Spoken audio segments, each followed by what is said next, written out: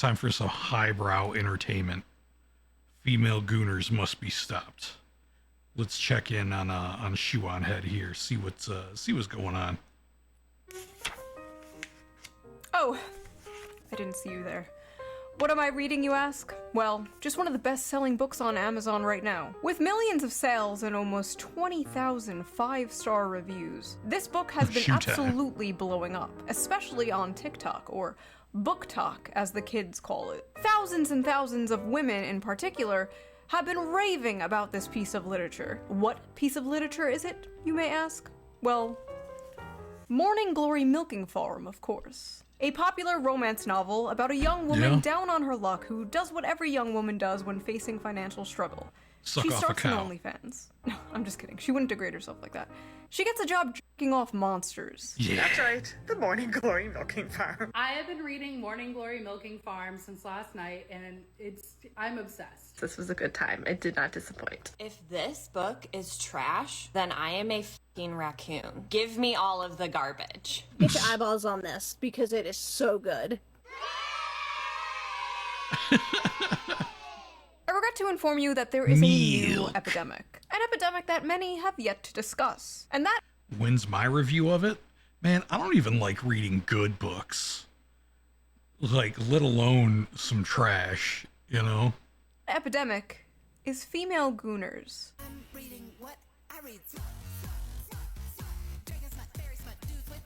Now, for those of you unaware, gooner is internet slang for someone addicted to porn. And smut is slang for dark romance novels, otherwise known as porn. Many correct about the dangers of porn addiction with men, how it can destroy their lives and their relationships, and most men know the material they consume is weird. That is why they are ashamed of it. That is why they delete their browser history. That is why they go incognito mode. But these bitches freaks out here. They display their Listen, man, I am extremely vanilla in my tastes. I just like Asian women and bare shoulders, and shaved vaginas. Like that's it. Like everything else is like, you know, I could deal with it. Like I'm not into freaky shit for the most part. I don't have the attention span to read anymore. Well, at least we know you're not reading Milking Farm over here. Smut openly in bookstores. They proudly pose in front of their smut collections. They discuss their smut openly on TikTok. They go to smut Vanilla conventions and get choked out by 9-foot-tall shirtless wendigos. Now, I know what you are thinking. Shoo, isn't this the pot calling the kettle degenerate? Yes. Yes, it is. But have you considered it takes one to truly know one? You see, women are strange, fascinating creatures. For centuries, men have tried to figure us out. Our mood is affected by the tides and the moon. We bleed for 5 days and don't die. By painting my face, I can instantly shapeshift from a 4 to a 6. Come on. Come on. She's at least a 9.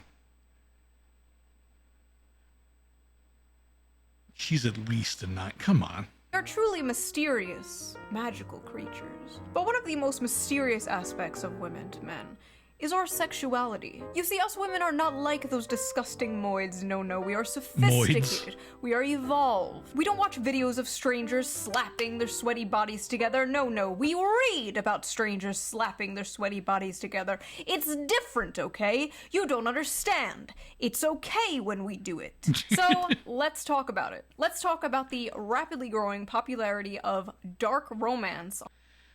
Girls with comically big glasses. I didn't realize I liked it until just now. I'm sure it's got nothing to do with Shoe. On TikTok, and the recent dark romance convention that ended in disaster. Let's take a break from all this depressing political news and talk about something silly. Not that those political things aren't important, trust me, they are. You should be keeping up with politics and the news when you can. I know it can be difficult to do, but New fear kink not. unlocked. I have an app for that. So before we get into this video, let's quickly give a shout out to our sponsor, Ground News. Is that a kink? Like, honestly, like I think the internet has like watered down what kink means. Like, finding something attractive, is that really like bad enough to be a kink? Good thing mine are only slightly bigger than my eyes. Oh, Amelia playing hard to get. Anything is a kink if you're hard enough. That's true. But I mean, Amelia, I like girls with all glasses. I like girls without glasses. I'm a very, very, very appeasable guy. Ground News is a website and an app that gives readers an easy way to read news from all across the political spectrum, from left, right, and center. Every story comes with a quick visual breakdown of political bias that helps you understand the full story and makes sure you're getting both sides. One of my favorite features on Ground News is the blind spot feature, which shows you news stories that have been covered by one side of the political aisle and ignored by the other. For example, here's a story about how Gavin Newsom is signing a bill to give 800,000 Uber and Lyft drivers in California the right to unionize. Pretty cool. Rare Newsom W. 12 news sources covered this, 7 were left-wing and 0 were right-wing, because the right is covering a far more important topic. Harvard hires drag performer Lahore Vagistan as a visiting professor. 21 news sources covered this, 20 were right-wing, 1 was left-wing. A country divided, truly. Ground News also makes it very easy to compare headlines, so you can see how Synchronized winking. political bias completely reframes a story. For example, talking about how Trump has been posting a bunch of those sombrero. Porn tastes are different to IRL tastes. Yeah, I mean I agree with that, but I think all of mine are just the same. Like, I don't think there's anything I like in porn that I don't like in real life. Because, like I said, I'm pretty vanilla, right? Like I know a lot of people would point to NTR as something they like in porn, but not in real life, for obvious reasons. But like, I don't like NTR at all, so I can't really think of a single thing that I like in porn that I just don't like on a real lady, on a real women's. Memes, and the New York Post says White House official behind Trump's hilarious meme war on Dems revealed. And then a left-wing outlet covers the same story, like, as the shutdown continues, a checked out Trump posts childish memes. Wildly different vibes going on here. I have been using Ground News since 2021. It is one of my favorite apps. Like, it is my go-to, like, when I wake up. I, like, check Twitter, and then I check Ground News, like, immediately. But don't just take my word for it. Even the Nobel Peace Center called it an excellent way to stay informed, avoid echo chambers, and expand your worldview. Best of all, I am currently offering 40% off their Vantage plan, which is the plan I use to access all their amazing features. And it's only $5 a month, which is like basically the price of a coffee nowadays. So go to ground.news/shoe or use the QR code here on screen, or use the link in the video description. So thank you to Ground News for sponsoring this video, and thank you, the viewer, for not skipping the ad. Right? Yes. So let's get back to the video. I did it. Book Talk is a very interesting place, and any book fans out there know how it has absolutely destroyed the hobby of literature and just flooded it with absolute slop. Spicy slop. You see, books on TikTok are not rated by how well they are written or how good the characters are. No, they are rated by the spice. And what does spice mean? Porn. Yes. It means porn. Spice level is very important to book talkers. How much spice does a book have? What are the spiciest books they have ever read? How spicy is the book they're currently reading? Spice, spice, spice. And the spiciest book going viral on Book Talk lately is none other than The Spice Morning Glory Must Milking Flow. Farm by C.M. Nascosta. Violet is a typical down-on-her-luck millennial, mid-20s, overeducated, and drowning in debt. Oh my god! She's just like me! On the verge of moving into her parents' basement, when a lifeline appears in the form of a very unconventional job in the neighboring Cambric Creek. She has no choice but to grab it with both hands. Morning Glory Farm offers full-time hours, full benefits, and generous pay with no experience needed. There's only one catch. The clientele is grade A certified prime beef. With the manly, meaty endowments to... Okay. Morning Glory Milking Farm is actually a profound critique of late-stage capitalism and Oh. toxic masculinity. Oh, is it? Is it really? Is that what it is? Okay. All right. In this text, we see that the tingling sensation in her coochie is actually the tingling sensation of a Marxist revolution.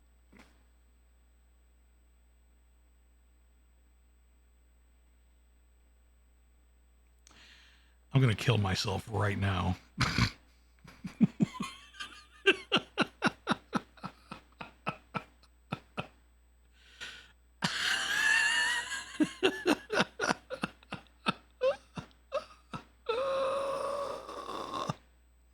Please. Please. Why? This is every fucking breadtube video to me, dude. This is every Jack Saint video. So I actually read the book myself, and I'm not gonna lie. The 19th Amendment needs to be abolished. So, like I said, the story is basically this feel the millennial named revolution. Violet, and she gets a job basically working at Big Pharma in Narnia, where they harvest Minotaur milk to make Viagra for human males. And I read the whole thing. Probably gonna be put on some kind of watch list. But listen, this is my job, okay? I'm not out here like selling feet pics or something. What I do is far more dignified and normal. Now let's take a look at some of these notes I wrote. Let's see. Big dick and balls. At one point she says the term, and I quote,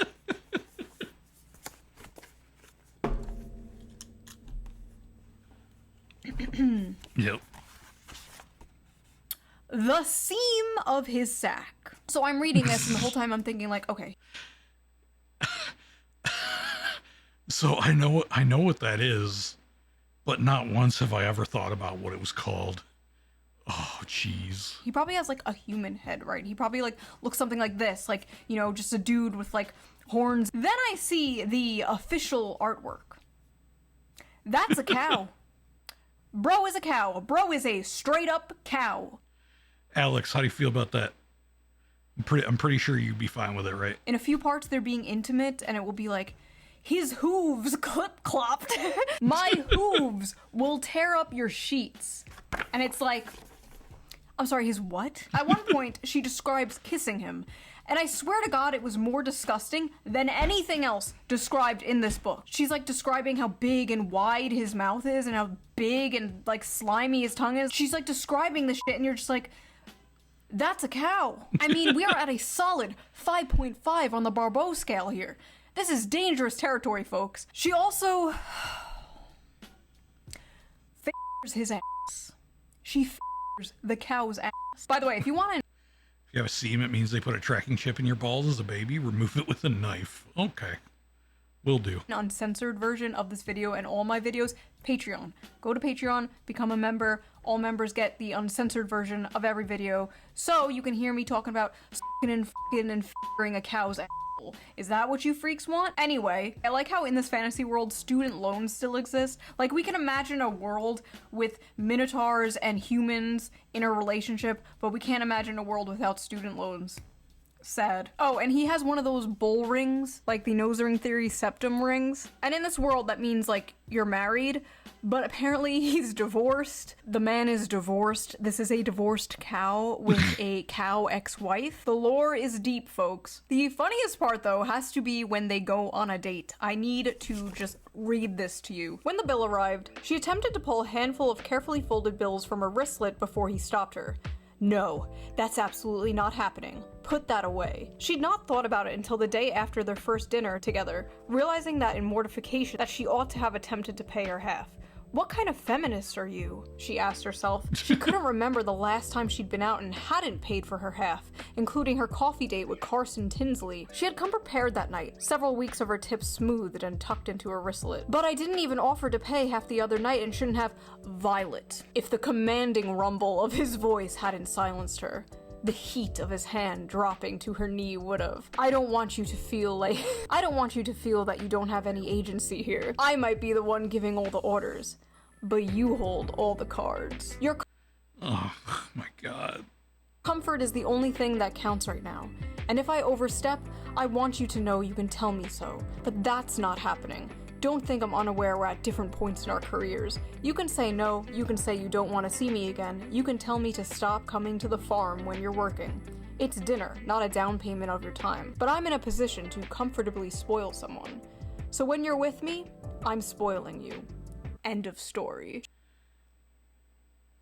Yep, this is definitely a female a female power not having power fantasy. She was she was a good feminist, she told herself, and she definitely couldn't be bought. But if he had suggested at that moment that he would have appreciated a blowjob, she would have fallen face first on his cock with an open mouth without a shred of hesitation. Ugh. Inside every woman, there are two wolves.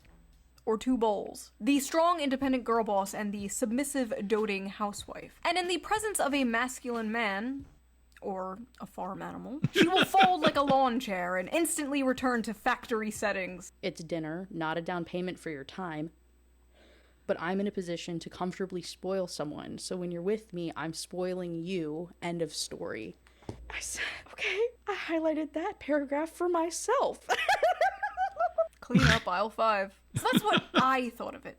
But what did other people think of it? What are the reviews on this book? This book has a 4.1 on Amazon with 21,000 ratings and a 3.6 on Goodreads with nearly 60,000 ratings. Let's just read some random ones here. Hear me out. Hear me out. A milking good time. Sweet and creamy. The spice is spicing. I was very leery of starting this because I thought it was just going to be porn.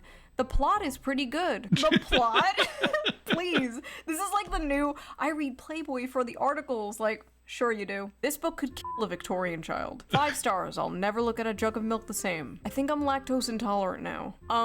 So that happened. Our eyes will never see the gates of heaven. 1 star. Not a helpful guide. This book failed to teach me how to milk a cow, and now my family has no food for the winter. 1 star. Accidentally ordered while on pain medication after an operation. Gave this to my mom as a joke gift for Christmas. You what? Lesai. Why can't human males be more like this? Oh, jeez. Tall, rich, and handsome are no longer enough, boys. Now you have to be a 9-foot-tall creature from Greek mythology with a 13-inch dick.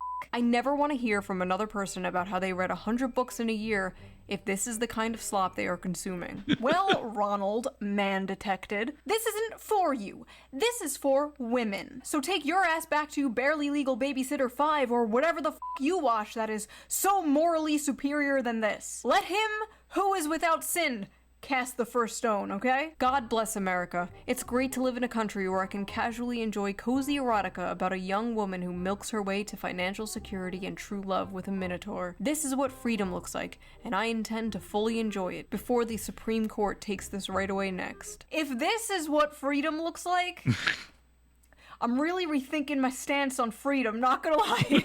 Maybe we should have less of it. All I know is if Donald Trump takes the monster porn, we are going to make 2020 look like a picnic, okay? Bull cock matters. Oh my god. Edit that out. Editor, edit that out. No. Women are gonna be picking up Animal Farm now, like, where's the horse cock? Some of you people owe a certain streamer an apology because this book has way too many 5 stars. Some of you are lying. So after buying this book, Amazon has given me a few interesting recommendations. Would you like to see them? I accidentally summoned a demon boyfriend. That time I got drunk and saved a demon. Gentling the beast. Cupcakes for my orc enemy. Mane of my existence. The gargoyle and the spinster. The widow and the orcs. Hoarded by the dragon. There's something about dragons. Getting it on with gargoyles. Gotten by the gator. Made it to the mountain bear. Oh, so this is why they chose the bear. The This is why they chose the billionaire orc. Moth manager. Wolves and whipped cream. The wolf in my tavern. Pounded by produce. Oh, are these the books the Nazis burned? My husband only reads finance and sci-fi books, and so I think it's about time that I introduce him to some real literature. So the first book that I would like to introduce you to is called Morning Glory Milking Farm. And it's not a normal milking farm like with cows. What it is it's big, bulky minotaurs, and it's a special type of milking. See, honey, I love how she hasn't brushed her hair in like 5 days. she's his stepsister and she got stuck in the washing machine again. Women on TikTok are openly, proudly talking about the porn they consume and getting mad at people when they make fun of it. I hereby ban men from reacting to romantasy on TikTok. Best-selling romantasy books like A Court of Thorns and Roses and A Fourth Wing contain descriptions of hot sex. I feel like that's common knowledge, if not their primary purposes. But in recent months, book talk has become full of men clutching their pearls while reacting to steamy scenes from these popular female-centered books. Obviously, this is all a massive performance. We live in the age of OnlyFans. The odds are that these men have seen actual porn that defies the laws of physics and God. Over 90% of men between the ages 16 and 73 watch porn in any random month. There's statistically no way. Yeah, but the difference is we don't fucking call it like great literature and fucking the absolute peak of cinema. Like, we don't, like, yeah, of course I've watched some fucking crazy shit, but it was just to get my rocks off. That's it. Like, we don't hype it up. Like, we don't say it's the greatest thing. It's called hentai and it's art. Exactly. Like, come on. All of these guys are shocked by the sex itself. What they are gawking at is sex from the perspective of female desire, scenes that depict women coming first and frequently. And what they are surprised by is the women they know love these scenes. In one video, a guy declares, "Now I know why women enjoy book clubs and wine." But his astonishment in itself is astonishing. Like, what do you think adult women were into? Not having sex and drinking wine? Grow up. Imagine a group of men sitting around drinking wine, discussing the porn they watch. That is what you guys are essentially doing. It's just... So when, most of the time when men discuss the porn they watch, it's like, we're either laughing about how absurd it is, or just saying, yeah, the chick was hot, she got honkers. You know, like, we're not sitting here saying, oh yes, the sex scenes were quite high quality, and you know, the depiction of the uvula and the labia of the female form was quite realistic in its depiction and representation, and yes. Funny, okay? Like, it's funny. Are we really going to pretend that a story about a young woman getting a job milking mythical creatures to pay off her student debt is not funny? It's funny. If that makes me a sexist and misogynist, you got me. To act like you are so different and above the other Gooners is just, it's silly. I'm sorry, but you are no different than Joe Schmo jorking it to fat booty Latinas in Space 12. You're sitting there all high and mighty, one hand on the book, acting like you're so superior because you can perfectly envision a horse cock spinning 360 degrees in your mind. I'm not impressed. The scenes these men are reading, to many people, myself included, are insanely sexy. But purely in terms of the acts being described, they aren't all that lurid. And as many of the comments on these videos point out, there's much wilder stuff out there. For example, these men have clearly not yet discovered knotting, a popular term in romantasy right now that involves werewolves whose penises get so swollen after sex they have to stay inside their partners until the swelling subsides. Oh, honey, that's not a popular trend in romantasy. That's just a thing real dogs do. Oh, you just don't get it. You don't know what knotting is. What are these women reading, bro? What happened to that, like, stupid fucking corny Hallmark thing, going home for Christmas to your hometown and falling in love with the cute farmer boy? What happened to that? We used to make fun of that.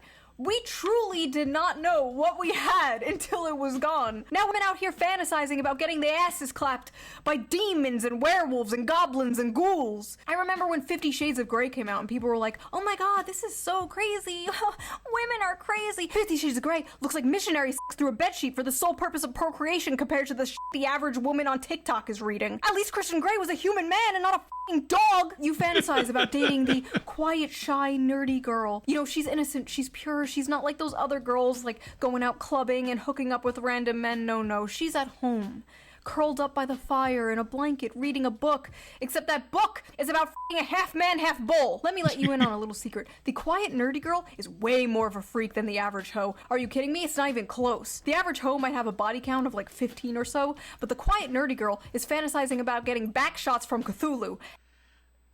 And Shue would know this from experience, I would imagine. That is at least 100 bodies. Now listen, there's nothing inherently wrong with fantasizing, okay? There's nothing wrong with roleplay. You know, fiction is fiction, right? You know, you're not actually going to bang your stepsister, right? These women are not actually going to bang a cow. Or at least I hope not. We all know there is a difference between fantasy and reality. Well, what happens when they try to bring fantasy into reality? Well, you get Sinners and Stardust.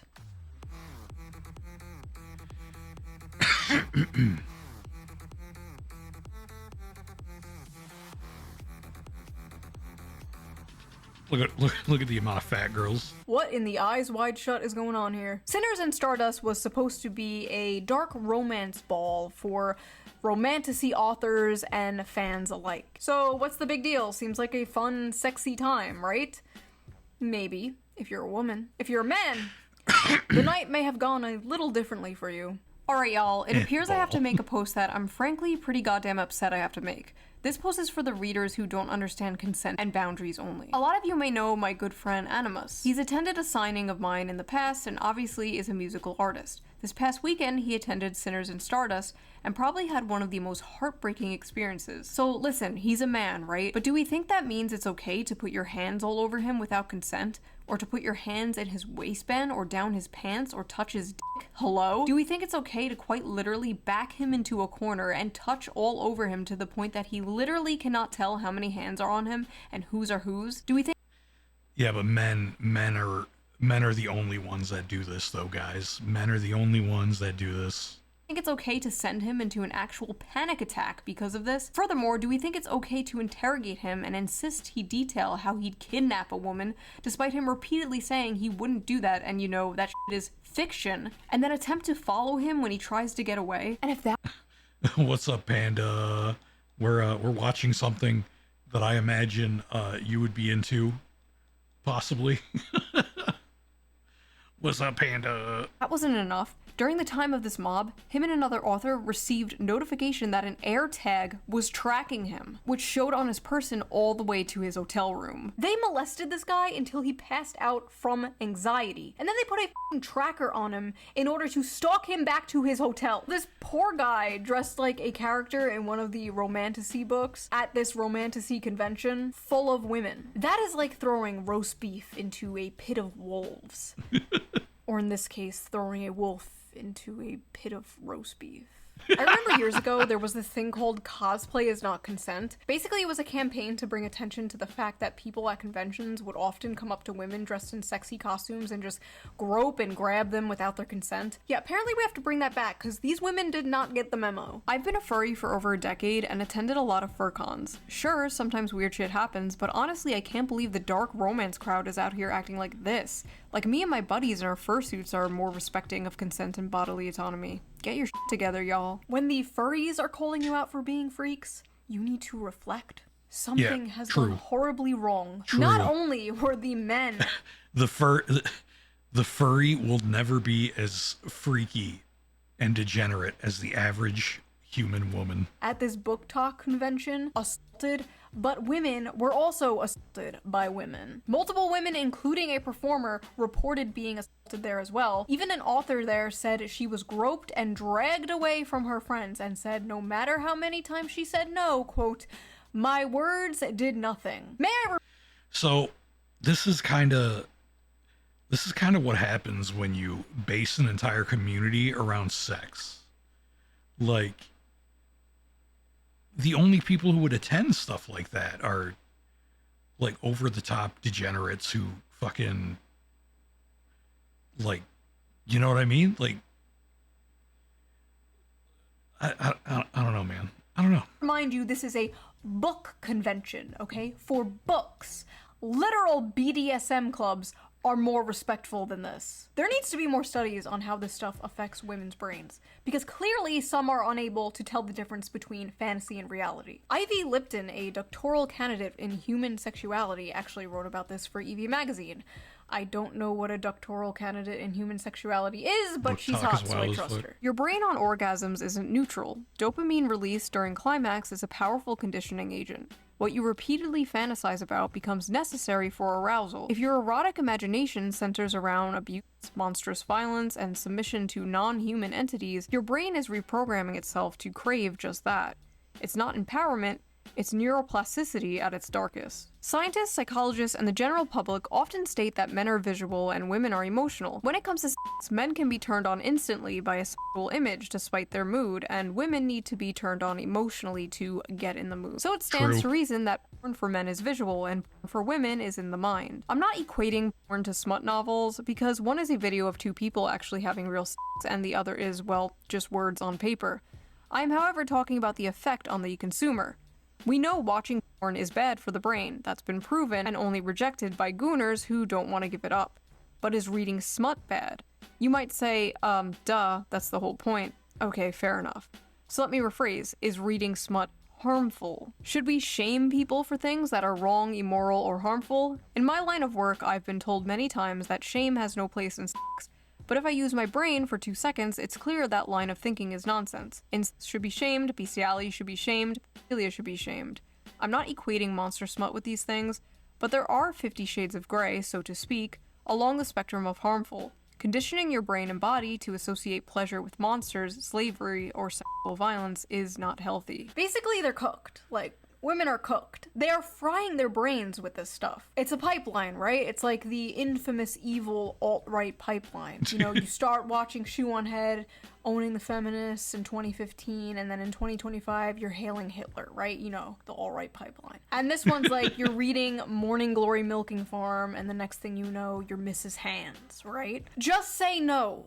Just say no to monster porn. But why is monster smut so popular with women in particular? Like, you rarely see the opposite, and when you do, it's just like a girl with cat ears and Aww. Aww. fangs, or like a 10-foot tall dommy mommy vampire with giant titties. Meanwhile, Yes. women are like, I want to the pollution monster from Fern Gully. So people on Reddit asked this very question. Let's see the responses. Why do you guys like monster romances? Asking for a friend. Several reasons. 1, human men are quite often terrible. Romance books with human men are already partly fantasy, but monsters just takes the fantasy bit further. 2, it's sort of human nature to imagine relationships with paranormal beings and creatures. We've been doing it in literature and art for centuries. It's just gotten a lot more graphic now, lol. 3, unique body forms / parts and so many different kinds of dicks. Scary, mean, terrifying creature is sweet to her, kind, takes care of her, protects her, works hard to be gentle, etc. Maximal escapism, minimal association to real-life assholes, the patriarchy, misogyny, and oppression of women, etc, etc. Because the monsters are less dangerous than dating actual men.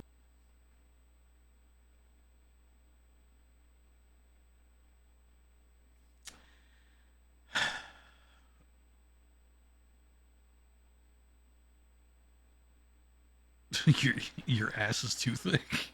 As a fat woman of color, modern, contemporary, and even fantasy romances are hard to click to because they are almost always about thin white women and just too realistic, and romance in real life is not always attainable for fat women / women of color.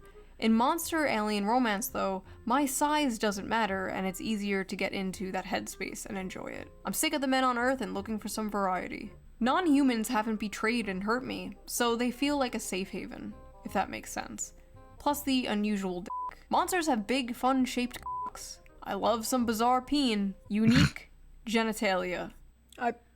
I don't know what I was expecting, honestly. A lot of women's smut, especially monster smut, is about submission, domination, forced breeding, non-consensual consent. The women are like conquered and taken and overpowered by these monsters. And I think many of these women are reading these books containing monsters and not men because masculinity and dominance in men has been completely demonized in modern society. But the truth is, many women still crave it. You see, the monsters in these Yeah. stories have those like dominant masculine traits that women like so much, but they're not human men. They have all these traits women desire without the problematic baggage human men bring, without being the men they hate or have been told to hate. It is the perfect guilt-free slop. But they don't just want a wild dominant man, they want to tame a wild dominant man. Similar to when a man sees an art hoe with a nose ring, you can save her from her daddy issues. You can do it. It definitely won't backfire and ruin your life. Go for it. Go talk to her. With many women, there's this desire for like